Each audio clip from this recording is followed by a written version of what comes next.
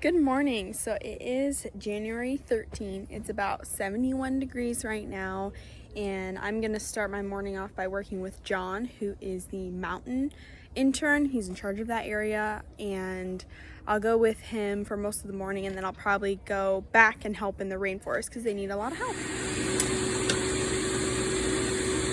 Hi, my name is Kelsey Sorensen, and I was a former intern here at Echo International, and now I'm on staff here in the seed bank. And today I had the privilege of working with Kayla. We were just germinating some of our seeds, and basically what that means is we were trying to ascertain a percentage of the seeds in each of these bags that was viable, so that we can tell our network members and make sure that we're up to code and regulation.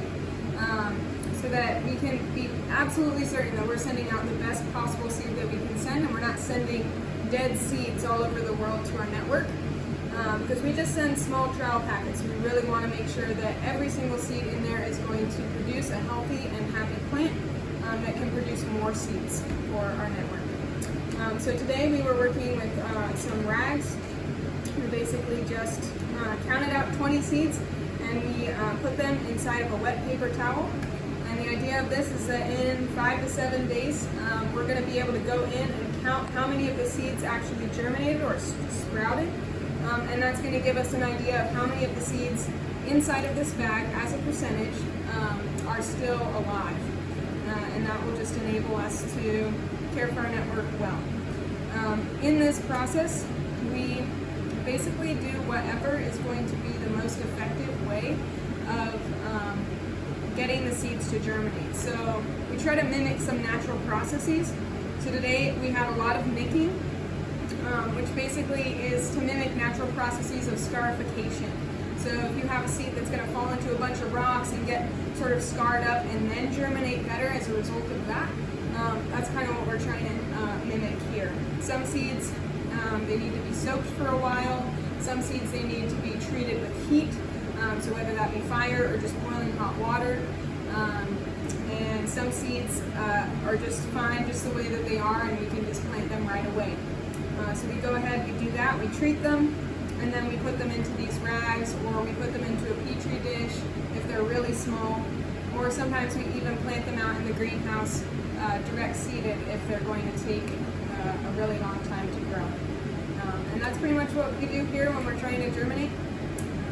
Today's January 13th, and in the morning I started with John, the mountain intern, and we started off by some of the volunteers and interns had helped him collect Amaranth, which is a grain. And what we were doing is after they were collected, then they were put to dry. So we took the dried bags and we ran it through a vacuum winnower, which is in the appropriate technology area. And basically you put a vacuum at the top of this machine, and I'll show a video about it later. And basically it tries to do its best at letting the seed fall through one area while sucking out all the dried plant material. So it's kind of an easier way of separating your seed from plant material. And then after that process ran through once, then we took all of the seed, and there was still some plant material in it, and someone would sift it.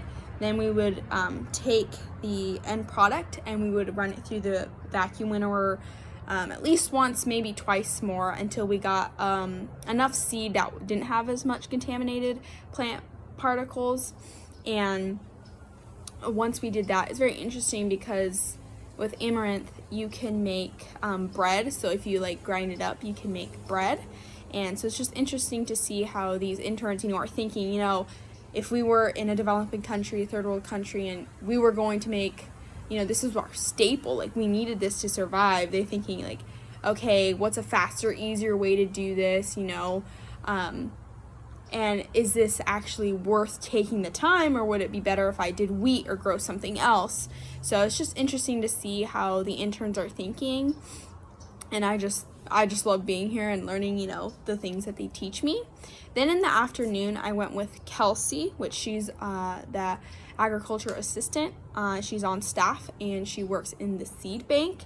And we started off by germinating some seeds, and I thought it was really cool because I didn't know this before I came, but like how sterile you have to be when germinating seeds. I guess working in the greenhouse and other areas in my life, I've just grabbed seed, just, you know, put it in the ground, or I would just grab seed and put it in paper towel that was wet. So I was just really like interested that how sterile you had to be, you know, because you don't want mold. And this, I guess this is more of a scientific approach and more lab based. So in labs, you're obviously trying to stay as sterile as you can.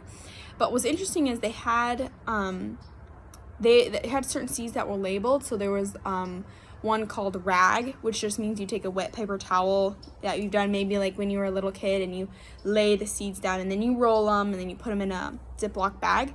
But then there was also other words. The one that we worked with was nicked, and this is like in nature normally this would happen, like a seed would get nicked and that would cause it to germinate. I didn't know that. I thought that was so cool. Or also there was one that like certain seeds have to be set on fire to like start the process of germination, like, and they replicate that in the lab. Like, I thought that was so interesting and never heard about that before. That's something I learned.